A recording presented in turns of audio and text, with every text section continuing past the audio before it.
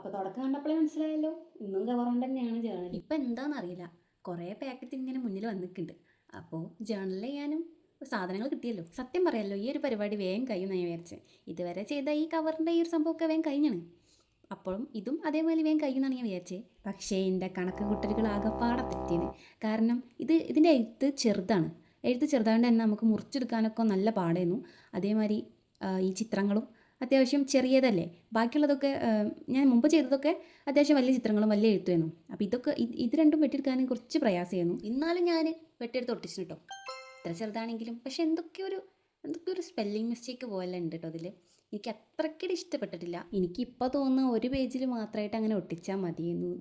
ഇതിപ്പോൾ ഞാൻ 2 പേജിലും കൂടെ ആദ്യം തന്നെ ഒട്ടിച്ച് കഴിഞ്ഞു. ഇപ്പോൾ പറഞ്ഞിട്ട് കാര്യമില്ലല്ലോ. ഏതായാലും ഞാൻ ഒരു വിധത്തിലെല്ലാം ഒട്ടിച്ച് ശരിയാക്കിയാണ്. അപ്പോൾ ഇതിൻ്റെ ഫൈനൽ ലുക്ക് ഒന്ന് കാണട്ടോ നിങ്ങൾ. ഇതാണ് ഇതിൻ്റെ ഫൈനൽ ലുക്ക്. അപ്പോൾ ഇഷ്ടപ്പെട്ടാൽ ലൈക്ക് ചെയ്യണേ.